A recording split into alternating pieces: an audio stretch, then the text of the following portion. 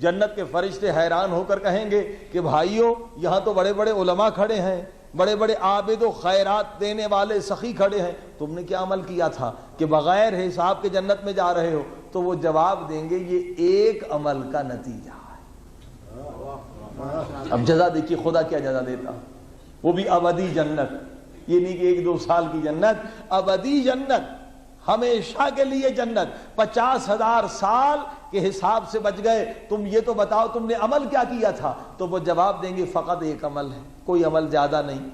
کیا کوئی نماز تھی، کیا حج تھا، زکوٰۃ، کیا عمل تھا؟ کہا پوری زندگی ہماری گزر گئی، کسی نے کبھی گالی دی، کسی نے ہماری غیبت کی، کسی نے ہماری بیٹی کو طلاق دلوا دیا، کسی نے ہمیں مالی نقصان پہنچا دیا، کسی نے ہمارے ماں باپ کی گالیاں دینا شروع کر دی، کسی نے ہمارے قبیلے کو برا بھلا کہنا شروع کر دیا، پوری ہماری زندگی گزر گئی، مگر کبھی ہم نے اپنی ذات کی وجہ سے نہ کسی سے دشمنی کی، نہ کسی سے نفرت کی، اور نہ کسی سے محبت کی۔ اگر محبت کی تو خدا کی وجہ سے، دشمنی کی تو خدا کی وجہ سے۔ اب بتائیے کون سا عمل ہے؟ کہ یہ عمل ایسا ہے جس میں 1000 رکعت پڑھنا ضروری ہے؟ یہ کوئی ایسا عمل ہے جس میں 50,000 خرچ کر کے حج پہ جانا ضروری ہے؟ اس میں تو کوئی خرچہ نہیں ہے، اس میں تو کوئی زحمت نہیں ہے، صرف دل کو صاف کرنا ہے، صرف دل کو پاک کرنا ہے کہ اگر ہم اپنے لیے دشمنی کر رہے ہیں تو ہم نے تو توحید کو سمجھا نہیں ہے۔ لا الہ کا مقصد کیا ہے؟ لا الہ میں انکار ہے، لا الہ یعنی انکار کرو، سب کا انکار کرو۔ سب کا انکار کرو کا یہ مقصد نہیں ہے کہ فرعون کا انکار کرو، صرف نمرود کا انکار کرو، بلکہ اس لا الہ میں یہ بھی ہے کہ خود اپنی ذات کا بھی انکار کرو کہ تمہاری ذات بھی اس قابل نہیں ہے کہ جس کی وجہ سے نفرت اور محبت کی جائے۔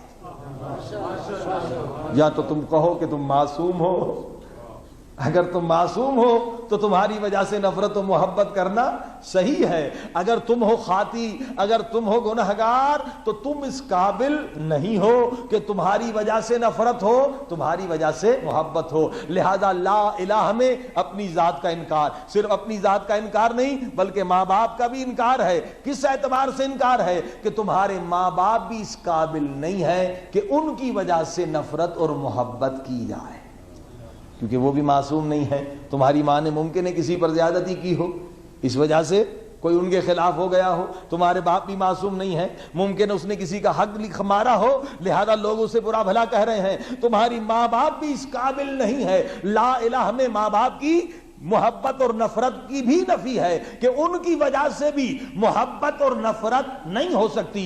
قبیلے اور قوم کی بھی یہاں پر نفی ہے کہ تمہاری قوم بھی معصوم نہیں، تمہارا قبیلہ بھی، تمہارا خاندان بھی، لہذا قبیلے کی وجہ سے بھی اگر تم نے نفرت و محبت کی تو گویا تم نے قبیلے کو اپنا خدا بنا لیا، اگر اپنی ذات کی وجہ سے محبت و نفرت کی تو گویا تو نے خود کو اپنے خدا کو اپنے خدا کی جگہ پر خود کو بٹھا دیا، اگر ماں باپ کو تو نے ماں باپ کی وجہ سے نفرت و محبت کی تو گویا ماں باپ کو تو نے خدا کی حیثیت دی۔ لا الہ میں سب کا انکار ہے کہ کائنات میں کوئی نہیں جس کی وجہ سے محبت اور نفرت کی جائے الا اللہ، فقط خدا کی ذات، صرف خدا کی ذات ہے جس کی وجہ سے نفرت کرنا عبادت، جس کی وجہ سے محبت کرنا عبادت۔ اب اس کے بعد کیا پڑھتے ہیں؟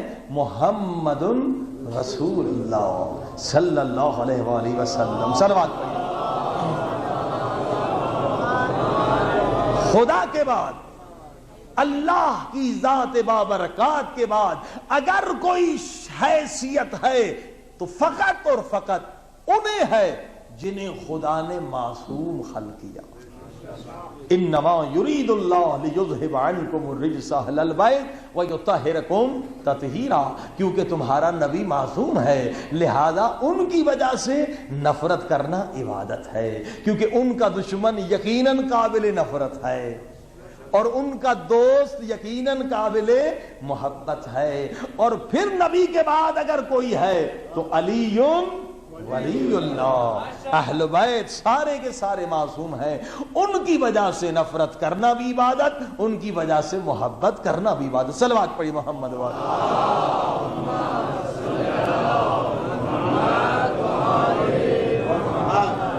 عزیزان کرام، یہ ہے فکر کی عبادت، جس میں کوئی زحمت نہیں ہے، کوئی پیسے کا خرچ نہیں ہے، کوئی وقت زیادہ دینا نہیں ہے، صرف انسان دل کو صاف کر دے جس سے مثلا اگر اس وقت آپ کے دل میں نفرت ہے، اگر آپ اسے پسند نہیں کرتے اپنی ذات کی وجہ سے، مال کی وجہ سے، کسی وجہ سے، اب ایک مرتبہ صرف یہاں بیٹھ کر دل کو صاف کر دیں. جیسے میں نے غیبت پر مجلس پڑھی تو ایک مومن نے کہا کہ ہماری طرف سے آپ سب سے معافی مانگیں. ایک بہت بڑا مشکل کام ہے. انہوں نے کہا کہ ہم نے جس کی غیبت کی ہے وہ ہمیں معاف کر دے، خدا انہیں معاف کر دے گا. صلوات پڑھیے محمد والے. لہذا یہاں کچھ کرنے کی ضرورت نہیں ہے، ایک مرتبہ صرف دل کو صاف کر دیں کہ بھائی جس نے بھی ہم سے برا کیا، ہمیں نقصان پہنچایا، جو بھی کیا، مگر ہم نے انہیں معاف کر دیا. اب ہمارے دل میں ان سے کوئی بغض نہیں ہے، کوئی نفرت نہیں ہے، کوئی عداوت نہیں ہے. صرف یہ ایک چھوٹا سا عمل، کچھ بھی نہیں، 1 منٹ صرف اپنے دل سے ساری نفرت کو نکال دیں، سارے بغض کو نکال دیں. قیامت میں اجر اتنا زیادہ ملے گا اس کا کہ عابد بھی آپ کا مقابلہ نہیں کر سکتے.